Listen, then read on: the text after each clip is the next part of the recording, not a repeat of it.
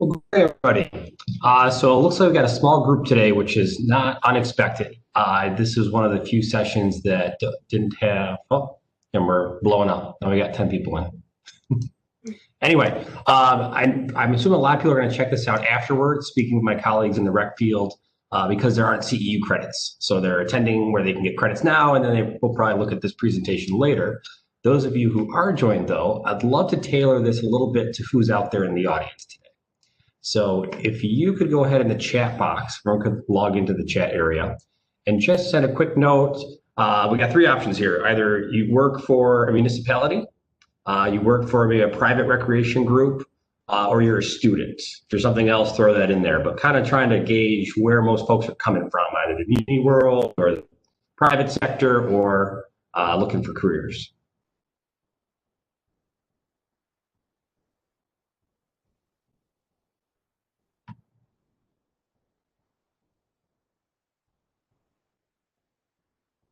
We got a DEC person. I have to be careful what I say.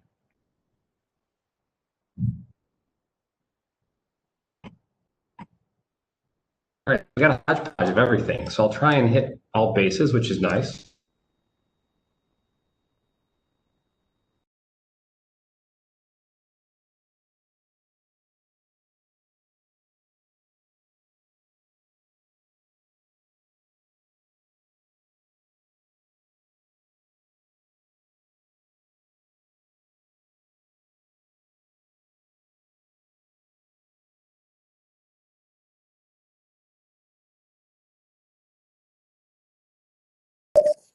Yeah, it looks like we lost him there.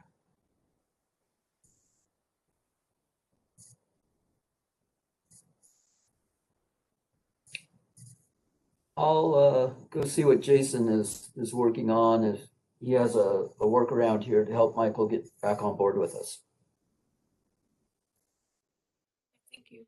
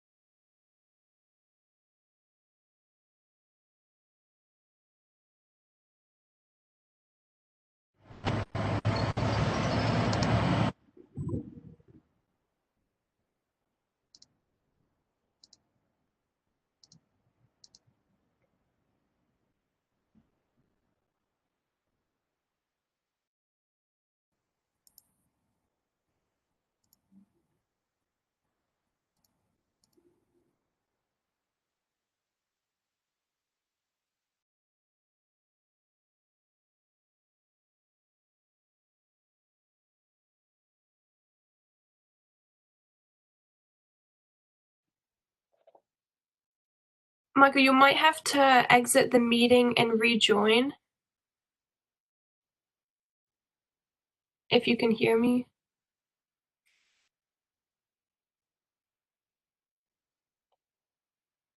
Howdy, Natalie. What's going on?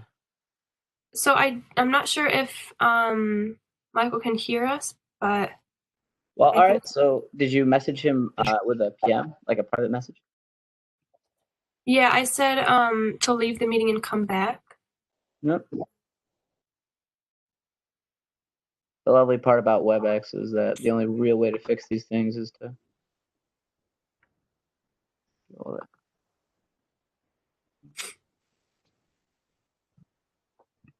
Can you hear me again, Natalie? Yes, I can hear you now. Oh, great. Sorry about that. I tried to plan ahead here and find a space where I had better internet, and the internet just went out as soon as I started presenting. So moved to a different office. Okay. It looks like your screen is still frozen.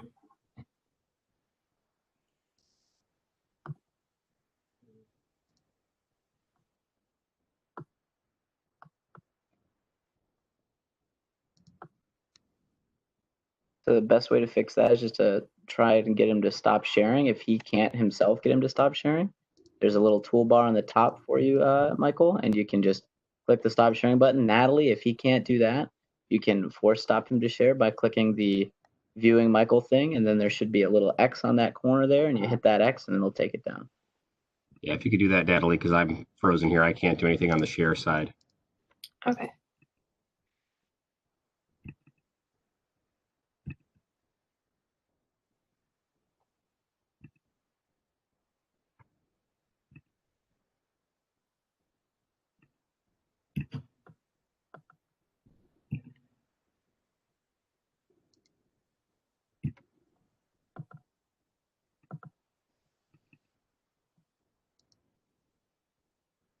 There you go.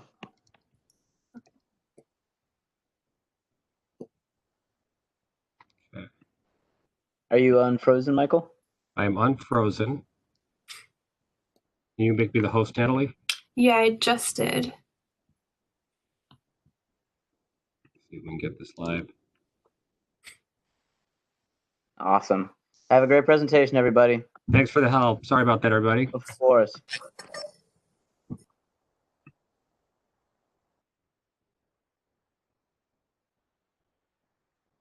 Okay. Natalie, what are we seeing on the screen share right now? So now I see your first page and like a smaller version of your second page of your PowerPoint. See if I do this. Oh,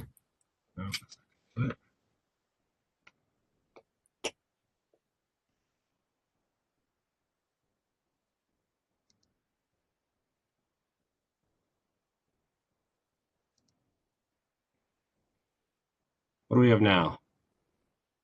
Now if you go to like present your PowerPoint, it should be good.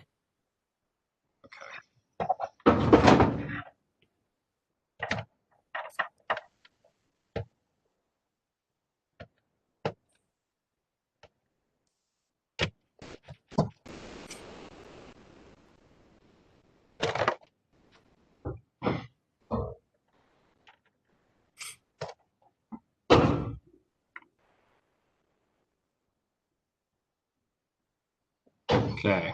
How are we looking now? Yeah, that looks good. Great. All right. Sorry about that, everybody. So did see in the chats there, it looks like we got a little bit of everything, which is great as far as for folks tuning in later and checking this on YouTube, as well as other sessions that you may not have seen today. So real quick, my background worked for the last 10 years in recreation as a practitioner in private and then in a public not-for-profit sector and all over the place, focusing mainly on adaptive sports and recreation. And now recently, I've moved over to working for the private sector for an architecture engineering firm, which seems like a strange jump. And that jump made a little more sense to me in my background as far as my family. So I grew up in a construction family. My father, my brother, my sister-in-law all worked in construction. My father's a tech teacher. So a long time I was the black sheep, but as you see, even my son here is addicted to building things and making things. So now I'm getting into more designing recreation facilities with the help of engineers and architects. And so when I signed up, I see all these great things Labella does. I was excited about the sustainability concept of this presentation. We do a lot of sustainability here at Labella Associates. But I thought I'd be doing this. I thought I'd be designing recreation fields. These are two facilities that we've done here at Labella and then seen all the way through construction. But a few months into work, I started doing this. And more now, I'm in the sustainability business, working with different solar manufacturers, developers, and how that integrates with communities is kind of my specialty. So it's a neat kind of spin on recreation and sustainability and all of these things. And we'll come back to the picture on the left in a little bit here, and you'll see why. But that's the big shift I went into coming here. As far as recreation sustainability, there's kind of some analogies I want to put forward. And the first is there's the big boat theory or the lots of people in the one boat theory. And so when you're looking at funding specifically, but also just general resources, you want to be the picture on the left here of the little guy in the big boat. is the grant writer perspective. So we write this huge grant, we get all this funding, and our programs are going to grow. But what you'll tend to see more times than not, when a small organization gets a large grant, they still remain a small organization. They just have bigger everything, but not necessarily growth of the programs, and it's definitely not the most advantageous way of using resources. Instead, looking to network, build with other organizations, and be a big boat with a lot of participants. In sharing those resources across many organizations makes everyone able to grow. And this one example, we did this here at Labella Associates, was the Nazareth Fieldhouse here in Rochester, New York. This is a collegiate fieldhouse facility that is known as the Special Olympics Fieldhouse as well. And it's shared amongst the community, the university, and the Special Olympics New York organization. So this is a rendering, but that's exactly what it looks like in real life. I was brought on as a consultant for this, and we're able to share those resources. When you look at sustainability, lights, electricity, just the physical space it takes up. Now we don't have 3 different facilities, we have one, and that cuts the impact in a third. One thing as I worked in recreation, I always found an insult when someone called us a hidden gem, right? Who's ever, show of hands here, has had that told about their programs or ones they've seen, or maybe even said it to someone that it's a hidden gem. I struggle with that because that means, are we really having that huge impact we're looking for? Are we engaging the community the way that we want to if everyone is surprised when they find us? So I hope through this presentation, you'll learn about planning, you'll learn what we do from a municipal and a private sector, and how you can tap into that to no longer be a hidden gem, like this great fortress that's in Holiday Valley. Has anyone ever skied at Holiday Valley before? Great ski resort, Western New York, near Buffalo. It's in Ellicottville. And this huge, massive structure is a huge playset. It's got slides and all this great stuff. And it's as far away from the area where the lessons take place as possible. So as a ski instructor, I love this thing. I would take my kids all the way up there because they could slide, we could take a little 5-minute break, warm up, running around on the playset. But it wasn't built in the right place. Resources weren't allocated well. And so this is one of those hidden gems of the ski resort. Really, we want that front and center. We want your programs front and center. So some things that we do here in planning, I want to run through and explain so you know the terminology and you know what you're looking at when you step into these meetings. Our master planning, comprehensive plans, natural resource surveys, and resiliency planning. All 4 of these will have ways that your programs can tap into, your departments can tap into, and find resources to share.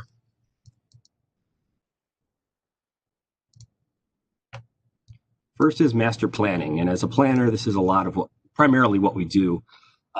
We look at the current situation, what's going on in the community, identify strengths and weakness opportunities in those communities. What are they good at? What are they not? Where can we grow? Agree upon a shared vision and provide the guidance for laws and future implementation. We write big reports. As planners, we like to write big, beautiful reports and lots of nice pictures. Picture in the top right here, you can see a session where the gentleman on the far right, who looks like he's almost asleep, that's because he's a recreation director. He's been working all day, and then he had to come to this 8 o'clock meeting that we were putting on. But he's doing the right thing here. He's at the table with all of the other representatives from that community, making sure that the recreation department has their say in this master plan moving forward, because this master plan will be referenced anytime they're looking for funding for the community, anytime they're looking to build new buildings or address the zoning of the community. So he wants to make sure that recreation's there, and he did a great job in making sure that was front and center. Down here, you'll see this one picture. This is what most people think of when they think of master plans. So this is a building that was fixed up. It was a horrible pink color because they just kept painting it the same color every year. And it went from brick to pink because it kept fading over generations and generations. Brought it back to its original condition. And that's most people think of. But over to the right here, can anyone in the chat put down, do we know what this community bottom right corner is?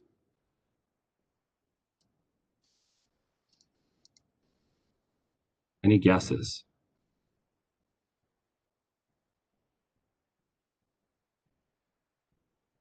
Any women's rights advocates out there? This is the National Women's Hall of Fame right here. Seneca Falls, there we go. I knew someone had to jump in. So this is Seneca Falls. We've been working with Seneca Falls on their downtown revitalization plan. And I jumped in as soon as I can because this community has enormous potential to improve their recreation. And through this, they were able to tap into a $10 million grant from the state. A lot of that is going towards new recreation opportunities. So we'll touch back and I'll show you some pictures from that later and how they were able to use these planning resources to help their programs expand. A comprehensive plan, real quick, master plans and comprehensive plans sometimes are used interchangeably.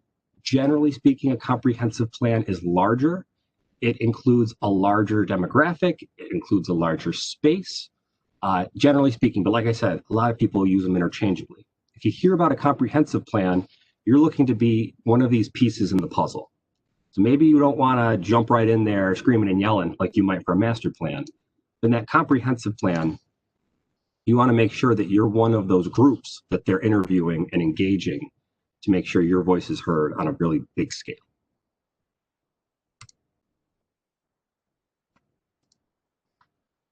Next, looking at natural resource surveys.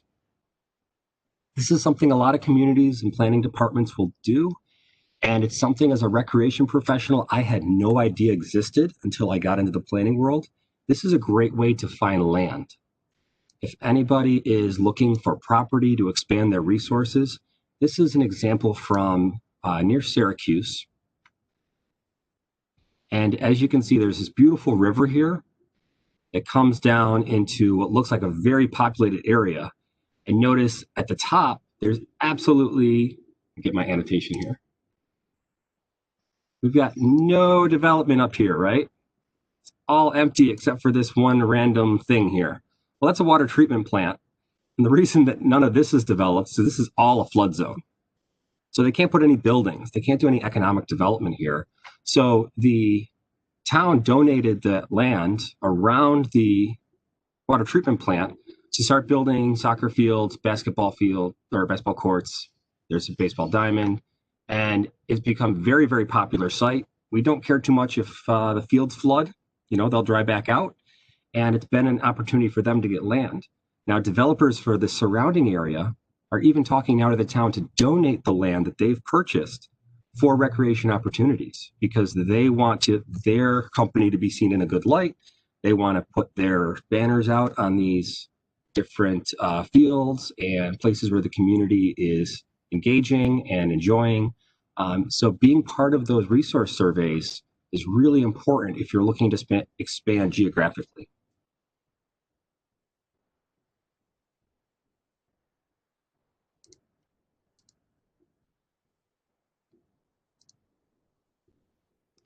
Finally, we have resilience planning. So in resiliency, we're looking at natural disasters and things that are disrupting businesses. It's also a great way to plug in recreation and sustainability and make sure resources we currently have are available in the future. This picture here is the Genesee Yacht Club in Rochester, New York on the Genesee River. And I say yacht club sparingly. It's not your typical yacht club. As you'll see, there's no tennis courts, anything of that nature. It's generally a clubhouse for a bunch of people with sailboats. And this was a great resource. It was, you could join publicly. It was very affordable. If you want to get into boating and sailing, they had rental boats you could utilize. So really more like a public entity, even though it's a private organization. And the water is supposed to be back about here. So the bows are just up touching where land is about to go back. And you can see here how the water has come in. This is 2019, extreme flooding. So we've been working with this group, secured $200,000 of a $400,000 project for them to redo all of this with a pump system to protect this area. Our engineers looked at these different walls here where you see the red lines. If we didn't do anything, those would collapse in the next couple of years because of everything that's happened with the flooding the last few years in Lake Ontario. And this clubhouse would be gone. So that's a huge resource. And again, looking at sustainability, we're just throwing things away to rebuild. If we can just put in some pumps and protect it, A lot better for the environment, a lot better for these recreation programs to continue and folks to have access to the water, the river and the Lake Ontario. So that's my planning spiel and everything we do there. Before we get into the action items, I want to open up, if anybody wants to open up their voice here, any questions on you're looking for resources for your program, maybe this is interesting to you, any questions on the planning process in those 4 different areas?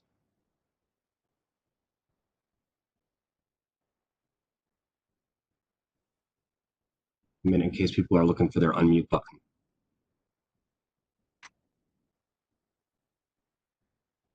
All right, and if you have things that come up. No, just gonna say, all looks good to me. Very clear, thank you. Okay, great. If questions do pop up in your mind, please interrupt me in the chat box. I've got it front and center here. So type something in the chat if you have a question about something I'm addressing. I don't want to wait till the end. I want to answer questions as they come. So now that you know some of the things we do as planners, working with municipalities, next we're looking at how do you get yourself centered to that as a recreation professional? Something I wish someone had told me 10 years ago, and I knew while I was in the business. So first is knowing who's who.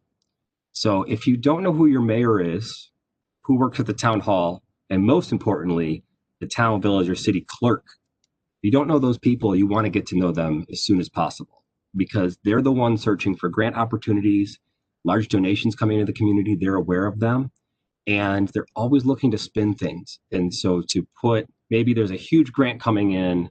For example, I'm working with one community, their whole grant is based on water treatment. Not real exciting.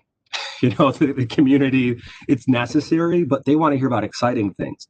So we found a way to put some of that into some ADA accessible restrooms at one of their local parks. And so now it's become this, well, we're doing all this because it has to be done, but we also secured some money for this other portion. And I'm helping them to best utilize those funds, actually using the Cortland inclusivity assessment to make sure that they're using it properly and making those accessible beyond ADA compliance. And so if someone like myself with a recreation background had never intervened, that funding probably would have gone somewhere else. And if someone with a recreation background tried to fight for that funding, they never would have gotten it because people need water. It's pretty essential, and that's going to overlook a recreation request for funding. So again, that working together, being part of the big boat rather than by yourself is a way to get in there. And you've got to get there through your clerks, your town staff, and first and foremost, the mayor. If there's any planning boards in your community, try to get to the planning board at least every 6 months. I say 6 months because generally it's an annual rotation for grants. So you'll hit the first half and the second half, you hit every 6 months. If you go once a year, which a lot of people do, what can happen is you show up right after the grant process. They've already allocated everything. And then next year, again, you're showing up after the grant process. So you miss out on those opportunities. But every 6 months, you're not going to be pestering them, but it's going to be a good opportunity to get in front of them and share your needs. And also share ways that maybe you can help elevate a grant request. And then finally, economic development groups.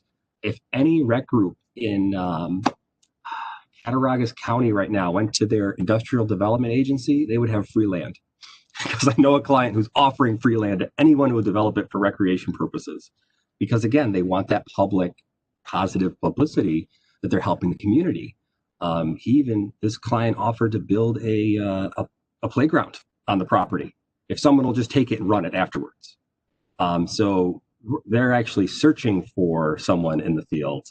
If you go to them first, you can be first to that opportunity.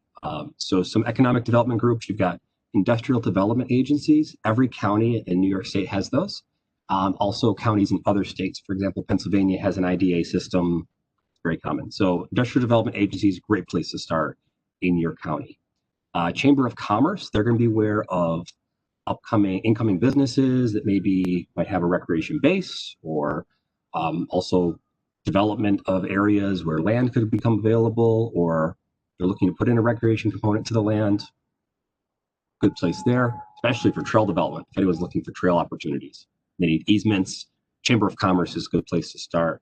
And then your local development corporations. They do small loans for a lot of businesses, and those businesses might be looking to have trail traffic through. For example, I'm working with Victor, the town of Victor and the village of Victor right now, and they're looking for people to allow easements so the trails can further develop in that area for alternative transportation grants. So some good opportunities there. So here's that victory on Seneca Falls. Now this is like a pie in the sky opportunity, right? Because it's a $10 million grant, it's huge. But this Seneca Falls, as it stands today, as you stand up on Main Street, this is the view, standing on Main Street, looking at the Women's Hall of Fame, the mill there that's being built right now. And to your right, you'll see that bridge. That is the famous bridge of It's a Wonderful Life. They believe it was all based on. They have this great canal in the center, but there's really nothing pulling you down to experience the canal. And there's definitely nothing encouraging you to go across that bridge. But what's interesting is on the other side of that bridge is a beautiful sculpture trail. To the right of that gazebo is the recreation center that has all kinds of resources and recreation opportunities. But again, there's nothing pulling people down here. And if you walked down to the water here, right along this edge, there's a barrier before the edge of the water. There's no barrier to keep you falling into the water. There's no walkway on the safe side. So obviously in the initial development of this, recreation folks were not involved, but we're looking to change that.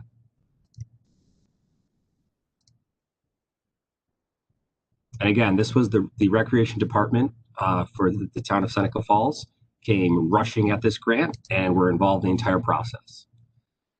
First rendering here, you can see they put a playground in this area overseeing the Women's Hall of Fame. So now you have something drawing families, drawing people down to the water, people with boat traffic stopping to play at the playground for a little bit and using those docks, and a much more accessible dock system at that corner. This, by the way, all paid for in full 100% by the grant.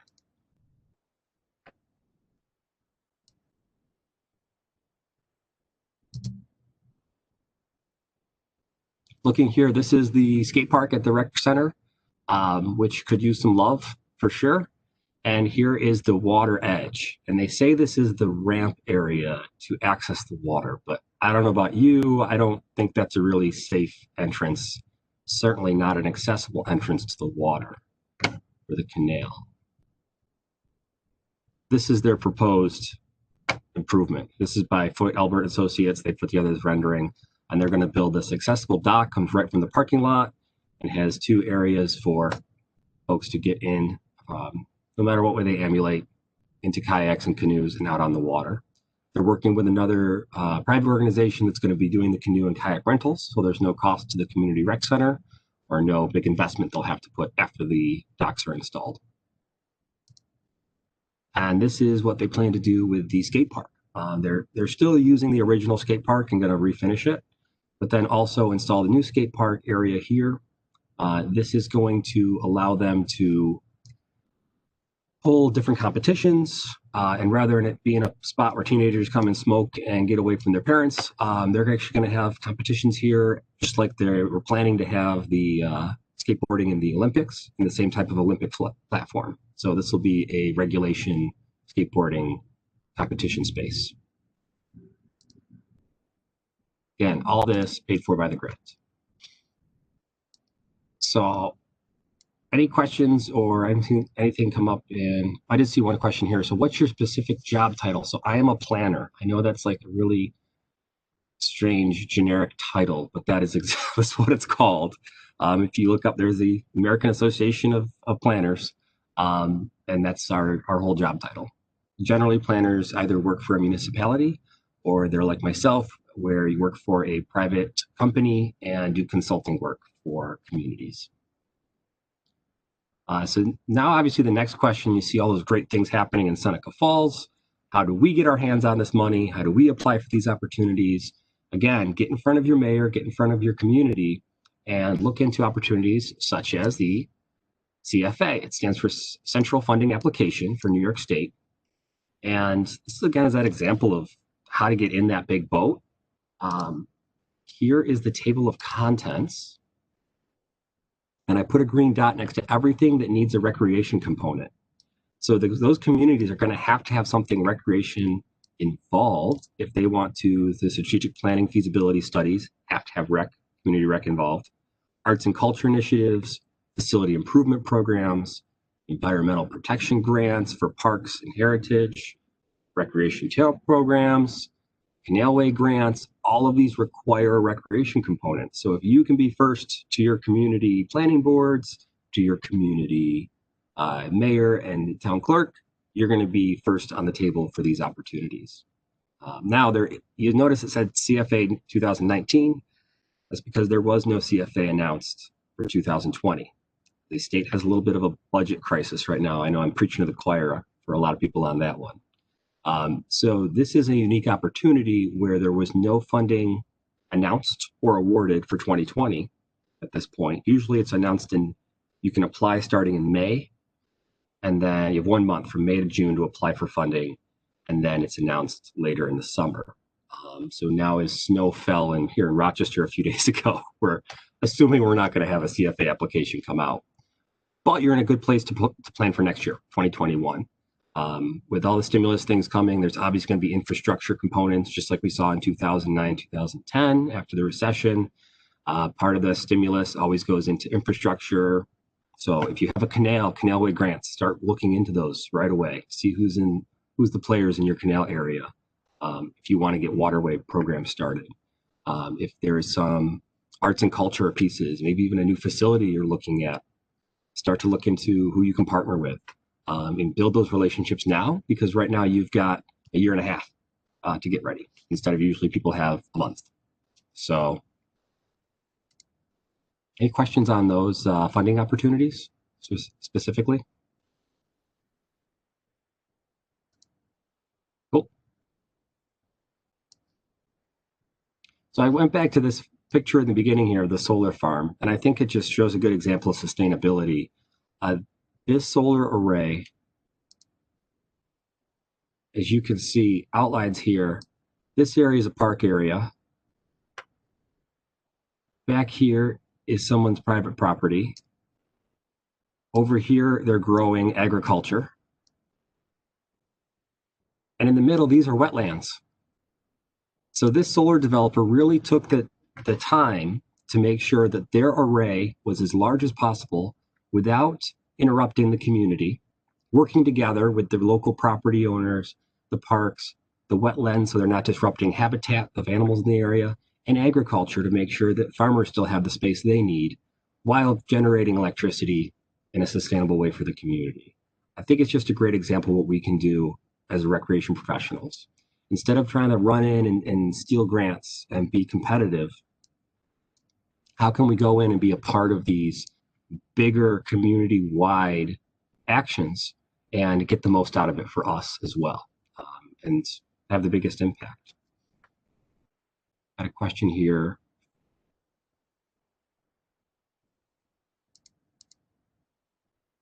I'm not a technical major, but more like management communication side, sustainability certification, but again, from management school. How to get into the field of recreation planning and development?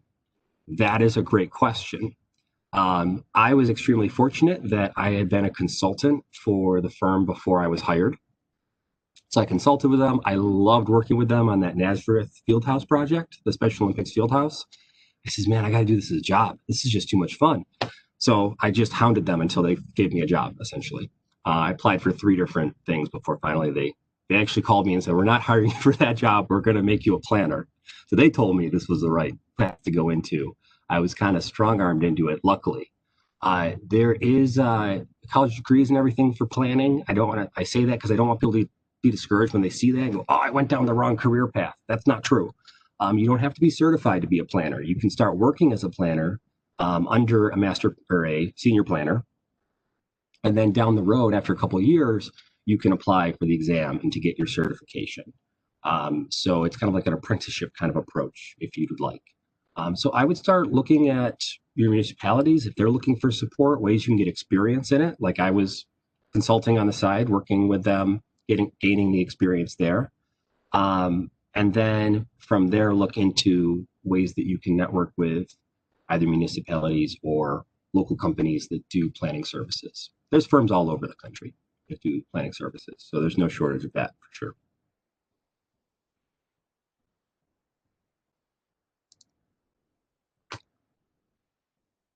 All right. Also, if you'd like some more information, if you're a recreation professional and you're not really aware of planning, I literally saw this yesterday, so I threw this slide in last minute. The NERPA magazine that just came out this week for the November episode here has a whole thing on a new approach to system planning written by a PhD who's also a certified parks and recreation professional and a certified planner. So this really dials it down in the same way I just did of what is master planning, what is comprehensive planning, and how can recreation professionals benefit from that. So neat article I would recommend to take a look at. This kind of more pushes you in the line of rec professionals should be doing master planning. I'm a little different perspective of thinking maybe recreation professionals should assist in the planning efforts and not make that their whole job, because it's a big job. But it's an interesting read and definitely something to take a look at if you're interested in how planning can help your programs, if you want to take a more hands-on approach. So I'm ahead of schedule here, and I hope to be, so we have some time for questions or anybody looking to chime in here with maybe some question about their community, how they could get things going, or things we've done here at Labella to help folks. I have a quick observation since there's some students on here. I just wanted to share and thank you for your emphasis on connecting and building relationships. And I would just encourage students to get out and attend a meeting. It's what we're going to be doing professionally, and to get your feet wet, just get out of your comfort zone a little bit, go to a city meeting, go to a chamber meeting, a planning meeting, and get a feel for what that looks like, and understand that we in recreation have an important role at the table. And then the last piece is the old make a friend before you need a friend. It's really nice to develop those relationships and have a personal connection before you start asking people to do something for you. So a lot of this planning involves those personal skills and relationships, and you can start building them now. You can go to meetings, you can think about your internship, how you can ask your supervisor to go to some meetings to tag along. So really important, good stuff. So thank you, Michael. Absolutely. Thanks for mentioning that, Ken. I appreciate it. And we're getting a lot, actually, comments from students right now and questions. One is, are there any professional associations to join? And yes, you don't have to be certified planner to join AICP. But having said that, where I've seen a lot coming through the planning, infiltrating and connecting with recreation is through NERPA, National Recreation and Parks Association. If you haven't heard of them, I would look into that organization and look at joining, as well as anybody coming from Cortland as a student in the recreation field. I'm sure you'll ace the exam because they do a great job preparing you at Cortland. I'm taking the exam next month to become a National Parks and Rec professional. I wish I had done that sooner in my career. I really do, because I'm getting a lot of great information and they have a really broad view. But yeah, APA is a great organization, and you can get magazines from them and resources through an online library if you're a member of the American Planning Association. And it's all part of your membership fee. So that pays for itself by itself. You can get textbooks, and they send out their magazines, but also full things, even on your Kindle, to research and learn more about planning. That's an interest. Another is events and seminars. I think you're going to see more and more recreation planning becoming a normal term or normalized term. And so there's going to be more and more opportunities at recreation conferences. I like to think I'm on kind of the forefront here of this realization. And obviously that article just coming out yesterday was a push to say that might be true, but I'm seeing more and more of our worlds combining. And so I think you'll see them at recreation conferences. So see how you can do that. And as Ken said so well, go with your supervisor to the planning board meetings. It's really a local approach. As much as it's nice to go to conferences and have that national experience, you're going to have the most impact at a local level, and get to know those people as soon as you can.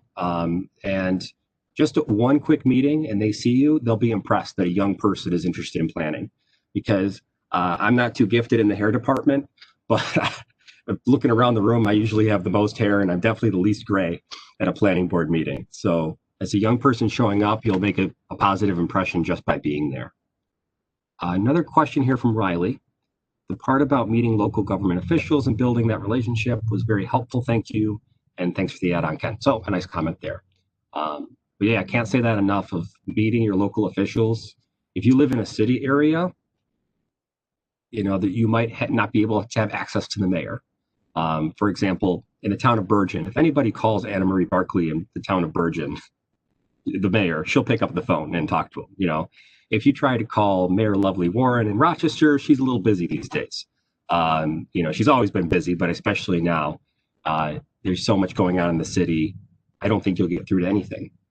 So again, attending the meetings, finding avenues you can get involved. One thing that's been extremely helpful to my career is getting involved in non-for-profit organizations and sitting on boards. One example is I sit on the El Segal Council, which is a not-for-profit that helps people with disabilities. And the council is a young professionals group that is all interested in philanthropy. So that's it's a win-win, because you're networking within that group, but then you're also giving back to a population that needs support. So highly recommend to see if there's any young professional not-for-profit boards in your area. If anyone's in the Rochester area and in the El Segal Council, I'd love to tell you more about it. But getting involved in non-for-profits puts you in a good light with other people who care. So it's a good thing to do if you have the time. So great, we're approaching the 15-minute mark. And I know people probably just went back-to-back sessions here, so you might want to get a drink or a coffee or what have you. Any other last-minute questions, though? And I'll take them. On the chat here, I'll throw in my information real quick.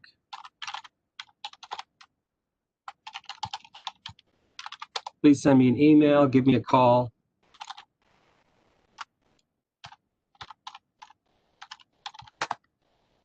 If anything interests you or you have more questions later on, or maybe you didn't want to speak in front of the group, I really appreciate everyone tuning in today. And Natalie, thank you and the committee for putting this all together.